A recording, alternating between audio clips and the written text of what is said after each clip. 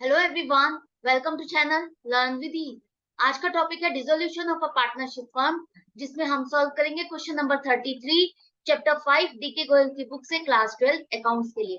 Online sessions अगर आप चाहते हो क्लास 11 और 12 दोनों के लिए है। इंटरेस्टेड स्टूडेंट मुझे व्हाट्सएप कर सकते हैं इस नंबर पर अपना नाम और क्लास। आप मुझे फॉलो कर सकते हो Telegram channel learn with ease official, जहां पर आप अपने डाउट्स और कमेंट्स लिख करके भेज सकते हो। तो दिशा, मोहित और नंदन तीन पार्टनर हैं, फर्म को डिसॉल्व कर रहे हैं और आपको क्या करना है, नेसेसरी जर्नल एंट्रीज पास करनी है। किस तरह से एसेट्स को बेचा गया है, लाइबिलिटीज को पे किया गया है, सारी इंफॉर्मेशन दी गई। तो सबसे पहले यहाँ पर एक टाइपराइटर है जिसको आपने बुक्स में रिकॉर्ड नहीं किया और अब आपने इसको 2,000 रुपए में बेच दिया।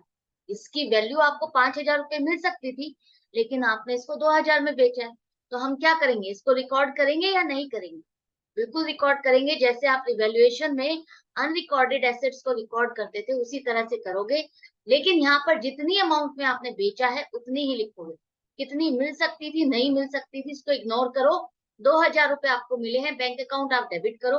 और एसेट को बेच रहे हो तो रियलाइजेशन अकाउंट में क्रेडिट साइड पर लिखोगे, तो रियलाइजेशन अकाउंट आपका क्रेडिट होगा 2,000। नेक्स्ट है आपका, आपने जो 70,000 वाला स्टॉक था वो दिशा ने टेक ओवर कर लिया है 30% डिस्काउंट पर। 30% डिस्काउंट पर उसने टेक ओवर कर लिया, तो कितने अमाउंट पे लिया? 30%, इसका कितना होगा 70,000 का? 21,000। 21,000 माइनस कर दो, मतलब कि 70,000 वाला स्टॉक उसने 49,000 में ले लिया, जिसकी पेमेंट उसने नहीं की। तो हम उसकी कैपिटल अकाउंट को ही डेबिट करेंगे। तो दिशाज कैपिटल अकाउंट आप डेबिट करो 49,000 से। एसेट्स की रियलाइजेशन है तो आप क्रेडिट साइड पर लिखोगे, तो रियलाइजेशन अकाउंट आपका क्रेडिट होगा 49,000। नेक्स्ट है आपके जो क्रेडिटर्स है फर्म के 20,000। 20,000 में से 2,000 ऐसे हैं जो आपको मिल ही नहीं रहे कि आप उनको पेमेंट कर सको। तो जो जब वो मिल ही नहीं पा रहे, अनट्रेसेबल का मतलब है आप उनको पता ही नहीं कर पा रहे हो, उनका एड्रेस पे आप मिल ही नहीं पा रहे हो उनसे, तो आप उनको पेमेंट कैसे करोगे? तो 2,000 तो ये माइनस हो गए आपके। बाकी कितने बचे? 18,000 जिनको आप पेमेंट कर सकते हो। 18,000 जो पेमेंट आपको करनी है उसमें भी आपको 10% का डिस्काउंट मिल गया है। तो कितनी पेमेंट करनी है आपको? 18,000 पर 10% डिस्काउंट 1,800 माइनस कर दो, तो 16,200 रुपए की पेमेंट करनी।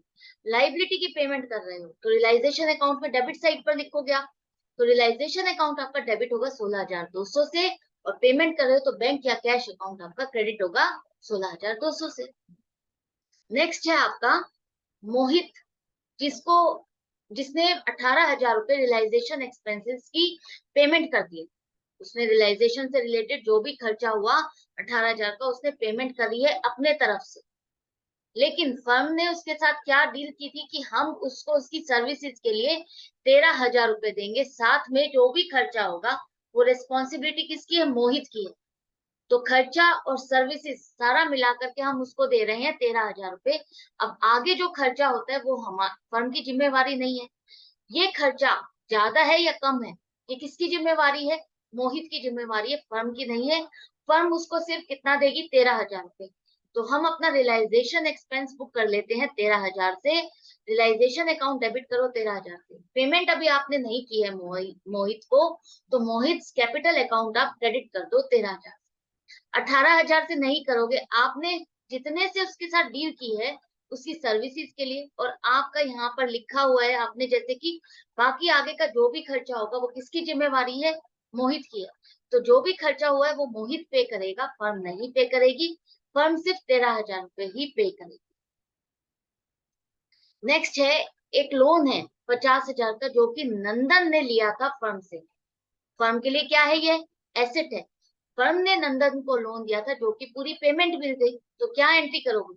ये आपका रियलाइजेशन में नहीं लिखा जाएगा। आप रियलाइजेशन में आउटसाइड पार्टीज को लिखते हो, आउटसाइड पार्टीज वाली लाइबिलिटीज को लिखते हो।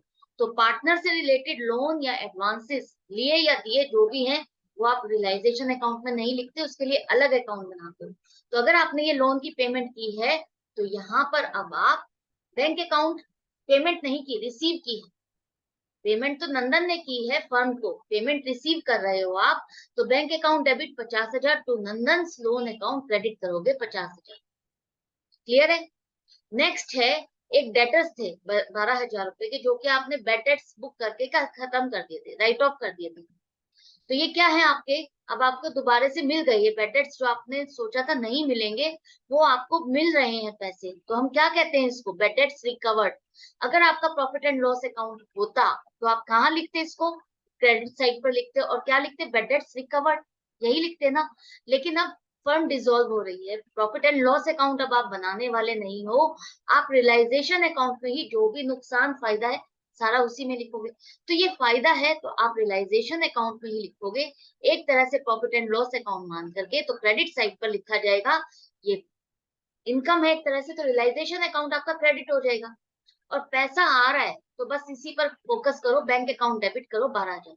किससे आ रहा है, कितना आ रहा है, क्यों आ रहा है, ये नहीं देखना आपको। आपको सिर्फ पैसा आ रहा है तो बैंक अकाउंट डेबिट करना है, जा रहा है तो बैंक अकाउंट क्रेडिट करना है।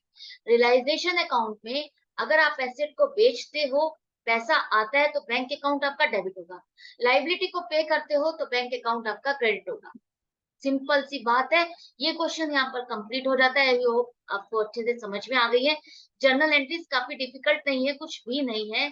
अगर आपने सारे क्वेश्चन की प्रैक्टिस किया तो ये तो बहुत इजी है आपके लिए। तो मिलती हूँ नेक्स्ट वीडियो में नेक्स्ट क्वेश्चन के साथ। प्रैक्टिस जारी रखना, 2-4 क्वेश्चन और बाकी हैं। Goodbye and take care.